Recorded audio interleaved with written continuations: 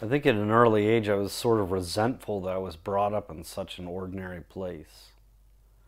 Now, with the passage of time and age, I've come to embrace home. Reality is, of course, always better than fiction. Ohio is quintessential America. 5 elements: water, earth, fire, air, and the 5th element, ether, a sort of invisible fire. It would be hard to argue that I'm made up of much else than the basic elements of Ohio and America, because in the case of both my mother and my father's family, my ancestors and their descendants have not moved more than 3 miles in nearly 200 years. We've been here a long, long time.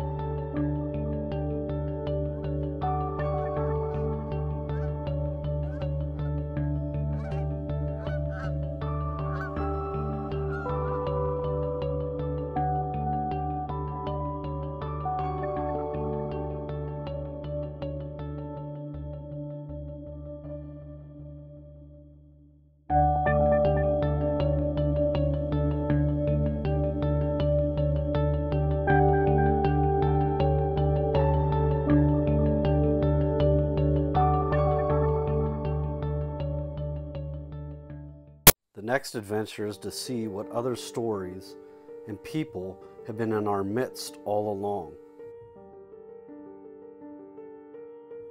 To find out what we might have passed by the first time. We should see differently with traveled minds.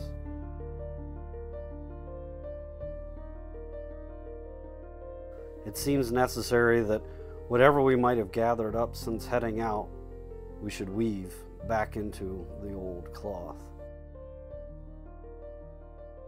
And while doing that work, we should be able to see better where we fit and where we flourish.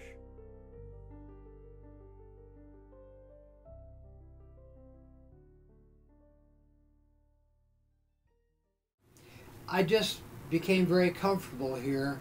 I love my family, and I think being drafted and being gone for 2 years, it made me want to stay here even more.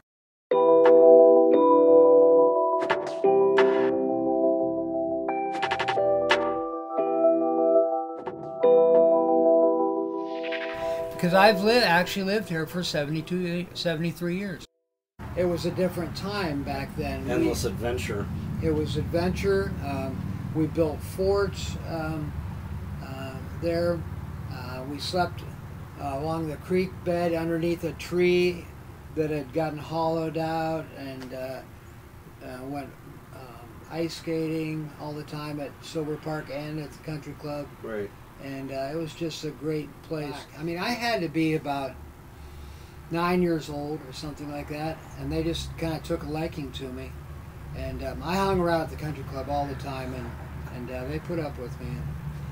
Now, when the country club swimming pool was made, I want to say around 1954, and we didn't belong to the country club. And once the pool was made, all my friends are walking down Milton Street with their towels around their neck, and they're going swimming, and I'm standing there. Where are you going? Yeah. So finally, my dad did join. We went to the country club one day, and we saw this old International pickup truck going down, and we said, number 9 had a big, huge tree on the golf course. And Owen Lewis and Frank Hoyles and all those guys hated that thing because it was always in the way.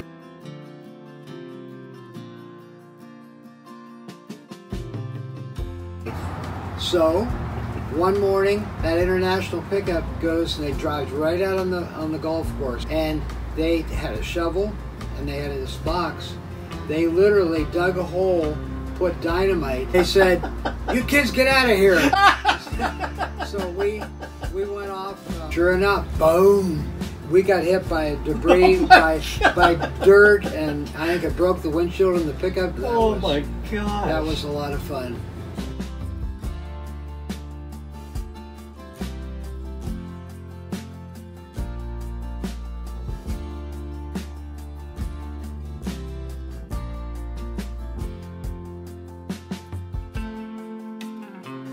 So I was working part-time at Michael's Gas Town there on Linden and State, and I came home one day and my girlfriend's '65 Corvette was in the driveway, which wasn't really, you know, too bizarre, but I figured, what's going on? I went in the living room, my whole family's sitting in there, my mom's had a piece of paper and she's sitting there crying, and I said, "What's the matter, did the dog die or what?" And she said, "No." She said, handed it to me, and I had been drafted.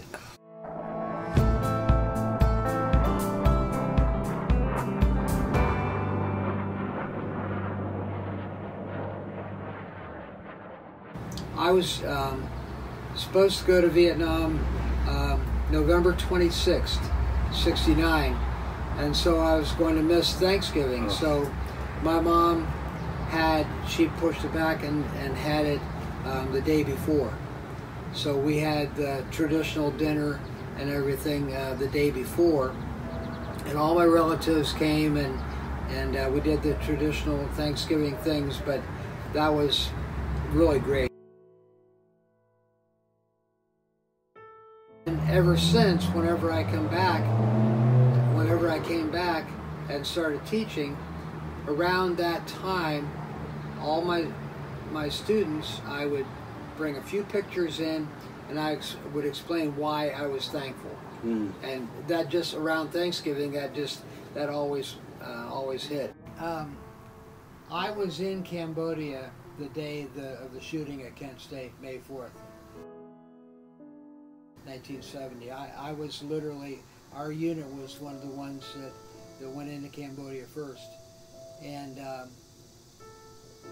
I think the next day we got the Stars and Stripes newspaper, and on the cover was that girl bending over the famous, the time. That famous picture. And my platoon sergeant said to bastards, they should have shot them all.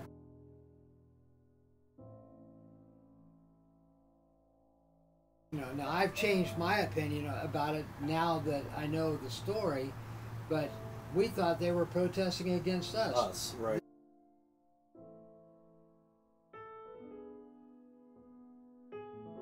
When I came into Akron-Canton Airport, and my mom, my dad, my brother, my girlfriend, they picked me up.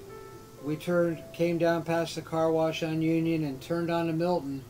And when we turned on to Milton, that familiarity, you know, there's 14 grass islands on Milton Street. On every island there was a big American flag. I said to my mom, I said, "Is it Flag Day or something? Why are those flags out?" And she grabbed my hand and said, "It's because you're coming home today." You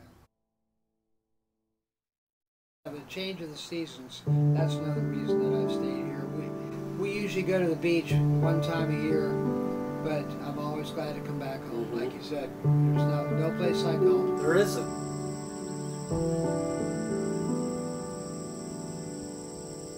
As I get older, and now that I am kind of retired, I have more time to think about things, you know. If it's captured right, then like even other people can sort of, they're not going to experience it the same way you do, but somebody's going to experience something. I'd love to go down there for Easter. We moved, we were forced to go through a lot, and since I'm the only one left, all the pictures, oh my gosh, the pictures.